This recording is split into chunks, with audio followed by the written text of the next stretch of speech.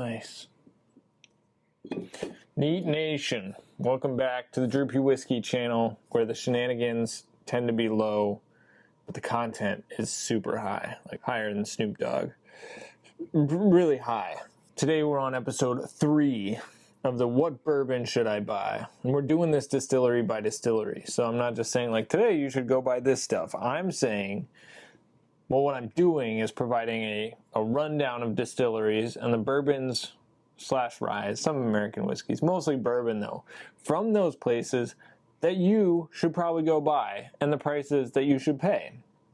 Now granted, you can't buy all this crap, but the goal is to get you kind of calibrated. There's a lot of stuff out there. We want to go from looking at the shelf like this to holding the bottle like this and feeling pretty good about it. Today we're doing that with Jim Beam Distillery. They're in Claremont, Kentucky. I say Jim Beamish because now they have like a small craft distillery. They call it craft that they're working on. Anyway, the stuff that comes out in that Jim Beam family, like 99% of which comes from that Claremont facility. So that's what we're working with here. We're talking about everything from Jim Beam White Label to Old Grandad to Booker's and to Knob Creek. So, I mean, that's a buttload of stuff. So let's get into it. If you guys end up liking this video, which I'm hopeful you will, you'll find it useful, you should subscribe to the channel. There's going to be a lot more of these videos than the What Should I Buy series coming at you soon. I already did 2 on the Buffalo Trace Distillery. I'm going to fit all of Beam into one, but I did 2 on Buffalo Trace. You're going to want to keep up with this, so that means you should go subscribe to the Droopy Whiskey channel. I'm sure it'll be worth your time. Like, comment on this video. That's helpful to get helpful. It's helpful for me to get helpful content to other people who need it. Because unfortunately, some people, out of ignorance, buy some pretty crappy bourbon. That's not a win. That kind of sucks. So let's get started. On the entry level Jim Beam products. When I say entry level, I mean, you can spend a year exploring entry-level Jim Beam products because there's so many. I mean, there's standard 80 proof white label. There's Devil's Cut, which is, well, Devil's Cut is weird in that apparently they dump the barrels and then use some proprietary method for extracting the bourbon that's in the wood out of it and mixing that with the wood from, or the bourbon that just came from the barrel normally. Anyway, that's 90 proof. That's supposed to be 6 years old. That standard white label was 4 years old. There's Jim Beam Black, which used to be 8 years old, age stated 8 years. It's no longer, but it's their extra aged bourbon. That one's at 86 proof. Then we have double oaked. Then we have bonded, so bottled in bond. And then we have Jim Beam single barrel. All this is just Jim Beam and a bunch of different editions of it. So I have one other note before we get into my recommendation here. All these products range between $15 and like $25. Most of them sit right in the 20 range. The extra aged, the double oaked, the Devil's Cut, it's all 20 bucks. So, I mean, you can afford to try a few. I don't recommend you go out and buy them all. What I recommend you do to taste Jim Beam, because it's worth tasting at those price points, and it's such a legend, Jimothy Beam, total legend, you should try the stuff. So either go one bottle at a time, patiently, and explore it, decide which ones you like, which ones you're feeling, or host a tasting and have each of your boys or girls bring over a bottle. And then you guys taste them all in one night. I highly recommend that, because then you'll know which one you dig. I mean, if I have to buy a bottle out of that lineup, I'm going with the extra age. Actually, there have been a couple of times I found 8-year-old, the age-stated 8-year Jim Beam Black on the shelf. I didn't buy it because I'm not the biggest Jim Beam fan. It's nutty as all get out, super nutty, big nuts on Jim Beam. And that's just not what I'm into. That said, I know many people who like the nuts. So a tasting where you get together with the squad and you go through all those Beam products will steer you to the one that you'll dig. And then you'll have a good, everyday bourbon pour picked out. Should you hunt any of these? No, you shouldn't hunt any of them because they're just fine bottom shelf bourbons. But should you buy them? Yeah, maybe, but after you do the tasting, after you've tried it. Now, there are a couple other products under the Jim Beam name label that I would want to talk about briefly. One is the single barrel. You can get some pretty awesome Jim Beam bourbon, nutty, medium rye content bourbon, in their single barrel offerings. They don't do picks in this. I mean, that's what kind of Knob Creek is for, is store picks, but there is a Jim Beam single barrel product that's pretty decent. I've done a tasting with those, enjoyed them. If you're actually new to Jim Beam and you've had a few other bourbons, maybe I would recommend you try their single barrel. I think it's kind of, it's a step in the right direction for me in terms of a more refined delivery flavor-wise. Those things live in the 95 proof range too, which I like more than that 80 proof white label or the 90 proof Devil's Cut. Like, give me a little more. The 95 proof is getting there. Not a big fan of the standard Jim Beam bottled and bond. Even though it's 100 proof, it's only for one distillation season. It just doesn't seem like they put too much care into that particular product. The other two Jim Beam products, one is that they did a 12-year release that you can still find in some places. It's largely been bought up, but I've seen a few. So a 12-year, I think they call that signature cask. And I mean, a 12-year age statement on anything is pretty dope. And I have an age-stated Knob Creek here, which we'll talk about in a few minutes, but this is phenomenal. So if there's other 12-year Beam out there, even though it might be slightly lower proof than this guy, I'm in. I want to try it. It might be worth picking up one of those 12-year signature casks. Probably is worth it if you can find it. Then the other Jim Beam product is the Jim Beam, what was it called? Distiller's Masterpiece. It was a Pedro Jimenez.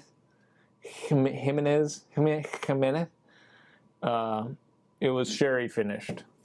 The price point on that bad boy, a little hefty. I think it was north of a Franklin. I had a shot at it once, passed on it. I was like, man, you know, it's as much as I'm digging currently some finished products. I wasn't feeling that one at the time. Have I had it? No. Might I kick myself for not buying it? Well, maybe, but I still haven't had it, so I still don't feel bad.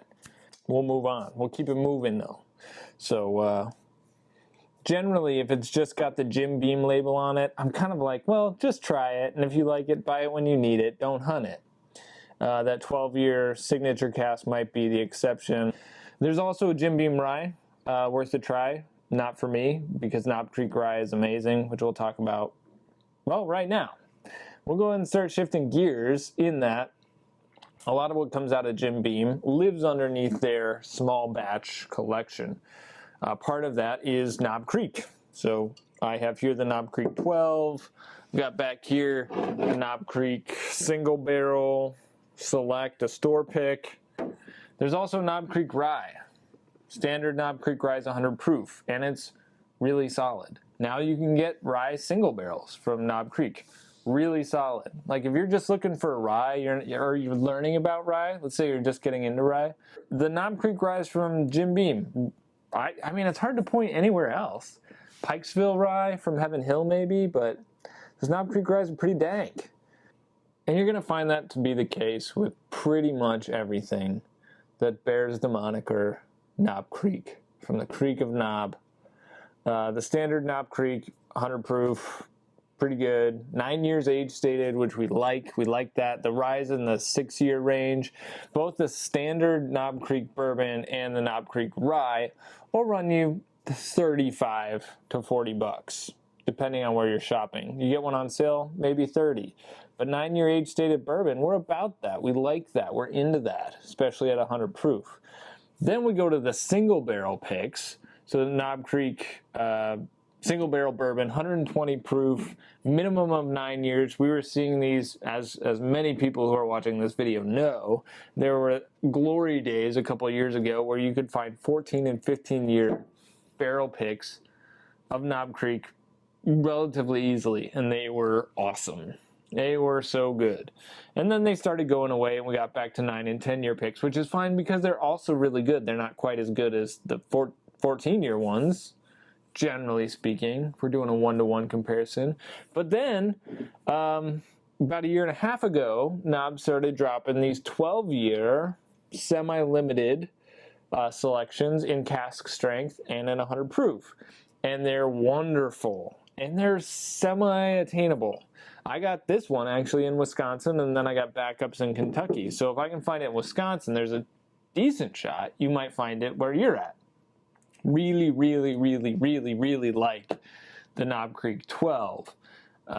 Both at 100 proof and at the cask strength. It just depends on how much of a proof junkie you are and how good that particular release is. So going back real quick to the Knob Creek single barrels, MSRP on these is 45 to 50, really reasonable, not bad at all. Knob Creek 12 goes up a little bit. The 100 proof I got for 60, the cask strength for 70. Really reasonable price though for cask strength, 12-year-old Kentucky straight bourbon whiskey. No one's complaining, especially as good as it is. There was also a Knob Creek 15-year release that MSRP'd at about 100. I just heard that wasn't as good. I passed on it a couple times, didn't want to spring for it. I don't really regret it. I haven't had it though, so it's kind of a love it or you hate it thing. It's supposed to be really, really oaky, which, man, I'm minding it less and less. As long as it's not drying. I don't like the dryness of like a charcoaly, over-aged product. But Knob 15 at $100 for 15-year-old Kentucky straight bourbon whiskey, you're not going to find cheaper. You're really not. So go ahead and buy it. I would recommend it. So far I'm a buy on everything Knob Creek. Ones you should definitely buy if you see them are the Knob Creek 12, high-aged store picks. Knob Creek 15 probably ain't going to steer you wrong, especially if you like a really oaky bourbon. There were a couple Knob Creek special edition releases from like 4 years back. You'll still find some of these on the shelf. And the reviews on them were kind of lame. I'd probably pass on them again because I want the bourbon that I buy to be delicious. And they were not supposed to be very delicious based on everything I'd read. I didn't read anybody who was like, no, I love it, you should buy them all. Whereas the Knob Creek 12, it is getting that sort of response. Before I move on, there's a couple other Knob Creek Ryes I actually have to go back and mention because they've been churning out all kinds of interesting rye products. Not all of the same quality, but there's Knob Creek Cask Strength Rye at 9 years old, which is a bargain at 60 to 70 bucks. I can still go buy them nearby, right down the road. If you want one in Milwaukee, slide into my IG DMs. I know a lot of you comment on YouTube. I try to respond. It's hard to keep up with. Slide into my IG DMs. I can point you in the direction of a 9-year cask strength Jim Beam Knob Creek Rye for, I think it's 60 bucks or maybe 70. But anyway, really, really, really, really, really good value for really, really good rye, whiskey, juice, nectar of the gods. There were two others that were just not as good. There was the Quarter Oak and then the double-barreled rye, which I didn't have. The Quarter was really, really rough, almost grainy and kind of weird. Not a fan of that one at all. The twice-barreled rye, let me know if you tried it. Those were pretty limited. They're not on the shelf anymore, so it'd be fun to have as a collector's item. I'd probably buy the twice barrel just because I hadn't tried it. I didn't prefer the Quarter Oak, so that's I'm not in on that one. But I may go buy a backup of the cask strength 9-year rye because cheapers, it's just such a good value. I'm in on that for sure. If the picture looks different now, just slightly, it's because I had to change the camera battery. Technical difficulties. We're making good time as we blow through this. We need to keep it moving. There's several other brands that live underneath the Jim Beam small batch release family. One of them is Baker's. So Baker's lived on the shelf with a wax top and a 7-year age statement and 107 proof level forever. And it was fine. I mean, what I like about Knob Creek is it's got spiciness to balance out the nuttiness and plenty of caramel. Baker's is kind of light. I mean, it's 7 years, that's pretty good, but the profile is pretty light and nutty, and the nuts were like raw. It's just, Baker's is not my jam. Even at 107 proof, which is right at my proof point. So decent age, right at my proof point. But then it got a rebrand, It's still not doing it for me. Same basic product, but now it's a single barrel. So there's going to be a lot of variability there. Worth maybe trying a few of them, but still not jamming on it. That said, there was one special release of Baker's 13, which was Amazeballs. So if you could get the Baker's 13-year-old 107 release, you should do that. It was phenomenal, and I wish I had a full bottle. Just a tasty taste, but it was delightful. That said, I'm a pass. I'm a pass on Baker's. It's just not my profile. The price point has gone up a little bit. 50 is about what you'll see it for. You know, reasonable. 107 proof, 7 years, $50. There's better stuff on the shelf, though. Knob Creek, for instance, slightly cheaper, higher proof, more age. Why would you buy Baker's? I don't know. Next up, we have Booker's, which I've talked about before on this show. Booker's is good. I think it like Knob, brings a lot of spice, a lot of flavor intensity. That said, it's pretty young, so it's hot as balls. We're talking about 6 years. They used to be 7, 8 years. Now they're almost always less than 7, in the 6 range, but they're packing a lot of proof, almost always north of 120, maybe always.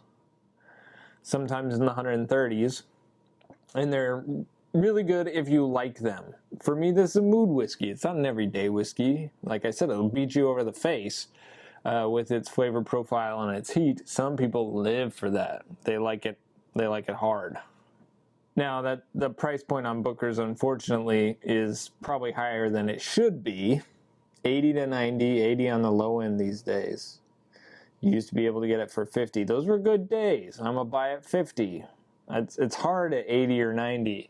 If there's a batch that has particularly good reputation, like 2020 batch 3, yeah, I'd probably buy, especially if you like the profile. The one I have is okay. It's 2020 batch 2. I wouldn't buy it again. The Booker special releases, though, are much more aged, more agely, older, and legend, wait for it, dairy. Legendary. Booker's 25-year anniversary. Booker's Rye, Cask strength rye, oldest rye ever released from Jim Beam. I heard a slight rumor that there might be another release in the works. It's intriguing. Booker's 30, and who knows what's next. There was another special, maybe there was a Booker's, yeah, I'm pretty sure there was another special release before Booker's 25, but that was before my time. I don't remember it. Always a buy on the Booker's special releases. The secondary value on all of those is north of $1,000. Booker's Rye, I think, is over $2,000 now. It's insanity. The MSRP on those does tend to be high, $250 to $300, straight out of the distillery. So that's a little rough.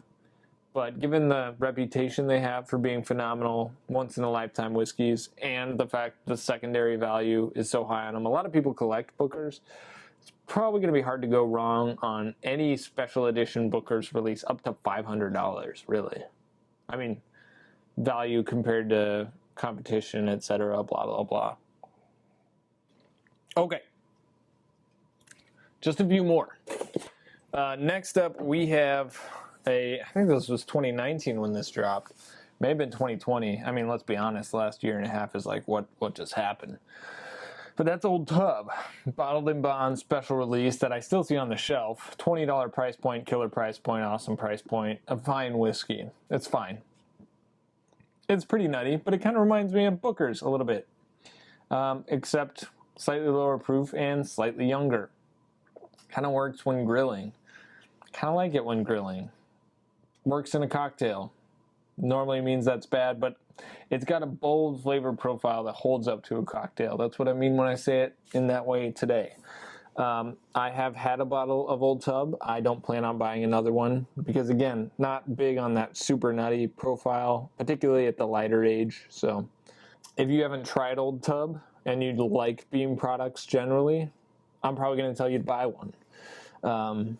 If you don't like Beam or you're hit or miss, then try it at a bar. Don't. But $20, I mean, you could make worse decisions for sure.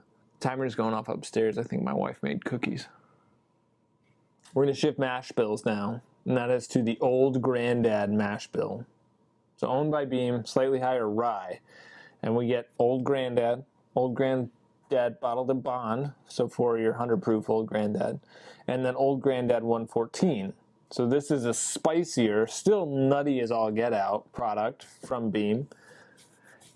And Old Grandad is not great, super bottom shelf, very low cost. Old Grandad bottled in bond is fine, kind of like Old Tub, just a little bit sharper, I think.